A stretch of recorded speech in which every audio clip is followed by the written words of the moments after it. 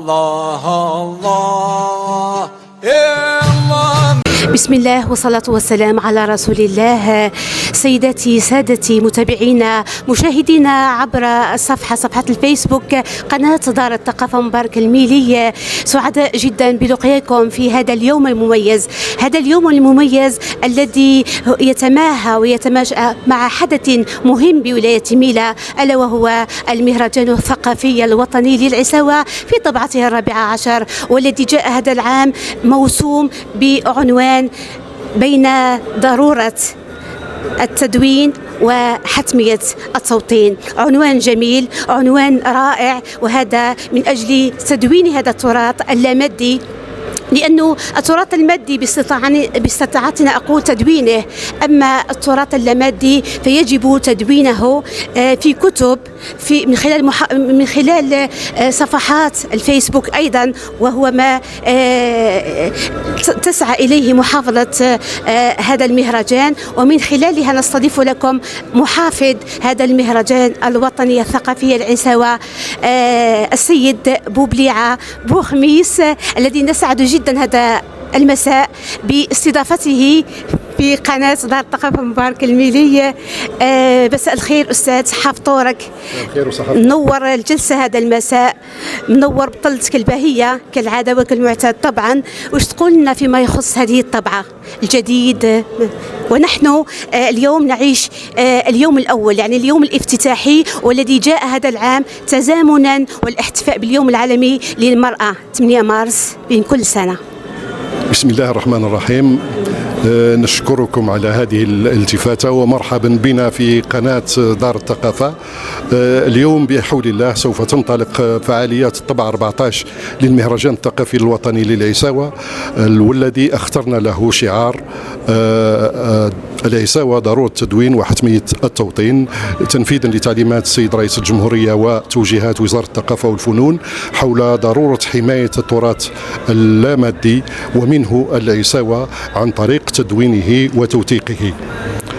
أهم ما يميز هذه الطبعة هو إصدار محافظة المهرجان لكتاب يتضمن أهم محاضرات التي ألقيت خلال الطبعات السابقة، وكجزء أول، وإن شاء الله سوف يكون هناك أجزاء أخرى. هذا الكتاب يتضمن 350 قرابة 350 صفحة، وهو موطأ ومقدم من طرف مدير مركز البحث للعلوم الإسلامية والحضارة بالأغواط. عسى أن يكون هذا الكتاب مصدرا ومرجعا للباحثين والمتتبعين لشأن العساوي، وكذا يكون مصدرا ومرجعا لطلاب كليات الفنون المستحدثة مؤخرا إن شاء الله. وش تقولنا بمناسبة اليوم العالمي للمرأة؟ أكيد فيه كلمة حاب توجهها هذا المساء لنون النسوة، نساء التأنيث. تفضل أستاذ بوخميس.